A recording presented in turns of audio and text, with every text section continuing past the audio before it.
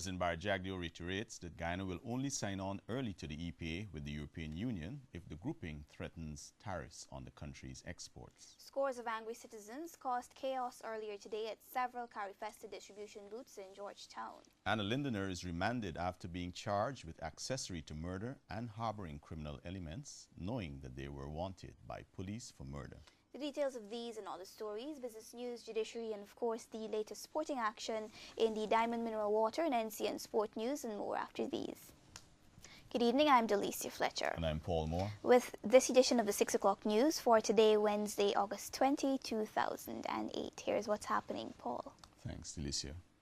President Barry Jagdeo has reiterated that Guyana will only sign on early to the EPA with the European Union if the grouping threatens tariffs on the country's exports. Speaking at a special forum organized by the trade union movement on the EPA today, he said stakeholder consultations are set for September 5 and 6. More in this report. President Jagdeo says the agreement does not address the Caribbean social development needs outside of the Millennium Development Goals, significantly altering life in the region. This agreement should be about development. That is the basis of the agreement, that it should be a development agreement in nature. Yet, what we have concluded is an agreement that will significantly alter life in our region and that will not assist us in the development process. The head of state says the agreement also fails to address the region's supply issues, even though it is development in nature.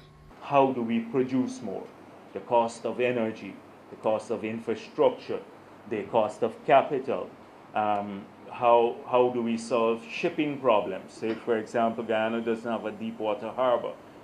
Our freight costs are higher. Unless you tackle those issues that increase productivity and get greater production, you're not going to be able to take advantage of any market. And history has demonstrated this. So there's been no attempt in the agreement except for a mere declarative statements and a paragraph on words about the development nature of this agreement. And in the meantime, Guyana's leader has received praise from the regional trade unionists who urged him to remain steadfast in his position. We are hoping that your effort and I saw in the paper this morning where St. Lucia is also thinking along your line. And therefore, I am proposing that you keep steadfast, that you seek to bring back the ACP unity. Because Michael Manley must be turned in his grave today when the decision was taken for, in the trade union movement, we have a term that you divide and rule. And exactly what happened to us when Europe proposed to negotiate separately. They have divided us and they have gained in terms of ruling us. And it is important that you have came out and you have taken a stand. Initially, consultations on the EU EPA had been planned for the end of July, and President Jagdeo maintained that Guyana would not sign the agreement unless these consultations were held. Just today, St. Lucia announced that it would not be signing the agreement by the scheduled deadline, which is September 2nd, saying that new information had come to light and there was no need to rush. This is set to follow on the heels of a recent French study that showed that the EPA would be disastrous for African, Caribbean, and Pacific states. Scores of angry citizens caused chaos earlier today at several Carifesta distribution booths in Georgetown. However, additional police ranks were deployed to these venues and eventually order was restored. Shardalal visited the distribution centers in Georgetown and filed this report. Hundreds of persons were queued at distribution centers from as early as 6 hours today to get their tickets for Carifesta. By 10 hours, they had lined Middle and Carmichael streets, waiting for the gates of the Carifesta Secretariat to open. Officials were seen trying to control the mob before the distribution process started. Outside of the National Cultural Center, things got out of control as persons lamented that they had been waiting for a long time. Additional police ranks were called in to barricade barricade the venue and oversee the process. Minister within the Ministry of Education, Dr. Desiree Fox, who was on the scene, also tried to calm the mob by urging them to be patient. I think they're putting that system, they're trying to put that system in place, meaning the police are going to bring some barriers and just put it across, and maybe at 10 at a time, we take people to get their tickets. But you know the mentality of some people. And so we have to be able to control that, not just using anger as one of the ways of communication, but rather explaining and giving proper information to these people.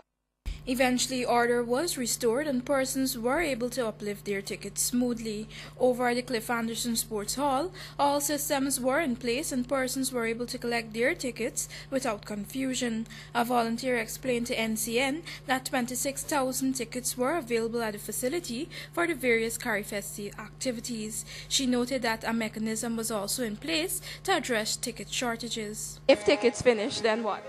We are going to call and they're going to send some more for us. CARIFEST tickets are available nationwide on a first-come, first-served basis. Officials are urging the public to refrain from disorderly conduct and follow the necessary procedures to uplift these tickets. Reporting for the 6 o'clock news, I'm Sharda Lal. On the other hand, in just 2 days, the Caribbean's premier cultural showcase will be returning to its roots after a 36-year gap.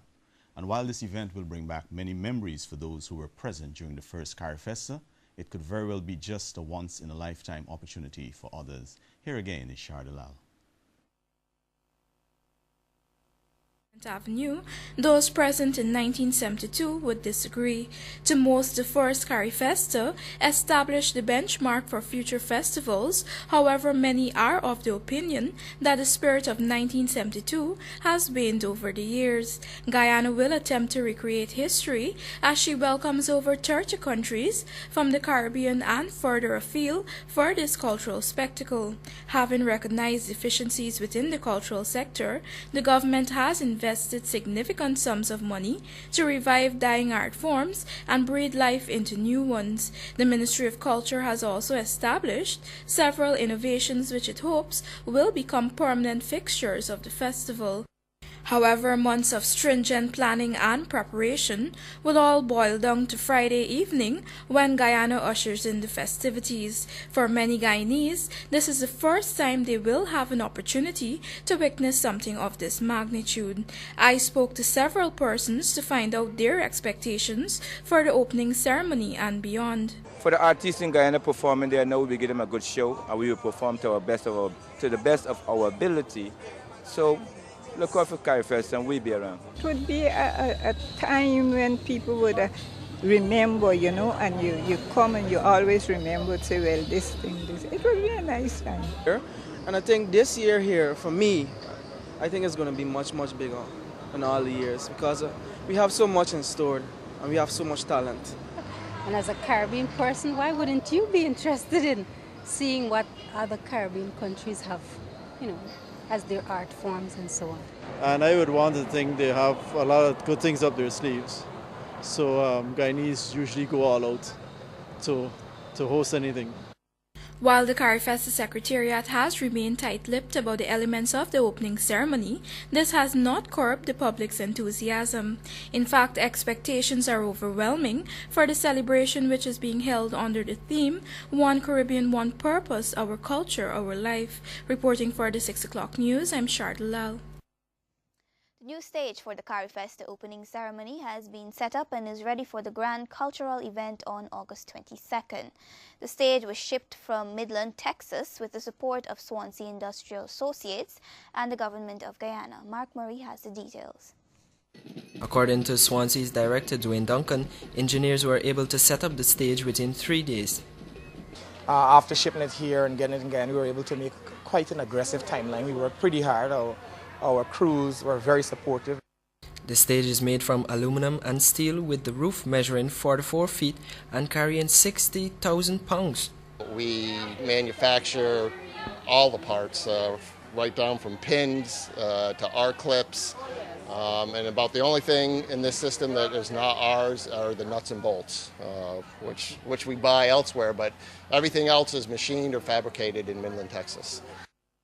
The opening ceremony for CARIFESTA 10 is expected to be a grand event with attractions such as parachuting by the Army. Some 100 activities are expected to take place countrywide during the 10-day period. Reporting for the NCN 6 o'clock news, Mark Murray.